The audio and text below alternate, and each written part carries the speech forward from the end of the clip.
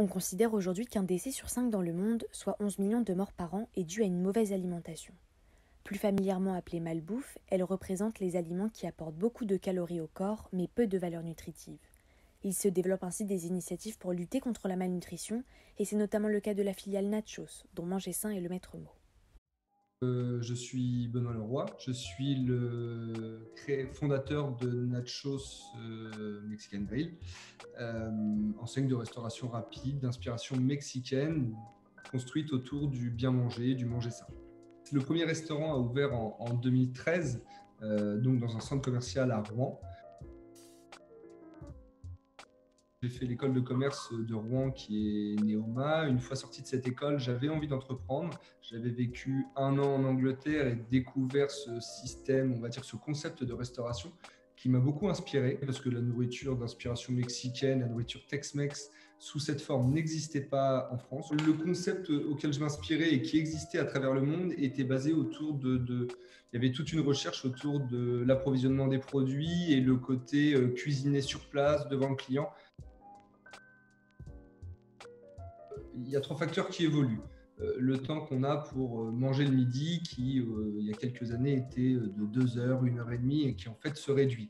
La proximité, donc l'installation en centre-ville, ce qui fait qu'on est proche de tout le monde, et la rapidité de service. Nachos, c'est de la restauration rapide sans malbouffe.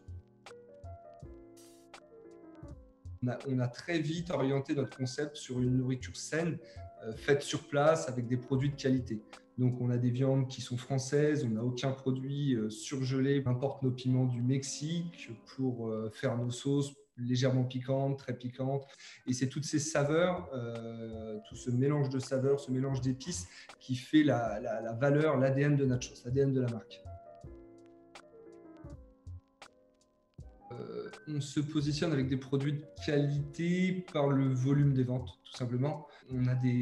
On se rattrape sur la masse salariale. La rationalisation des tâches fait qu'avec 2 cuisiniers, on sait faire, on sait préparer nos sauces le matin, on sait préparer notre guacamole. Je pense que ça aide à lutter contre ces phénomènes de malbouffe, de junk food. On est dans du fast casual, qui est une tendance d'avenir qui nous vient des États-Unis, qui évolue en France.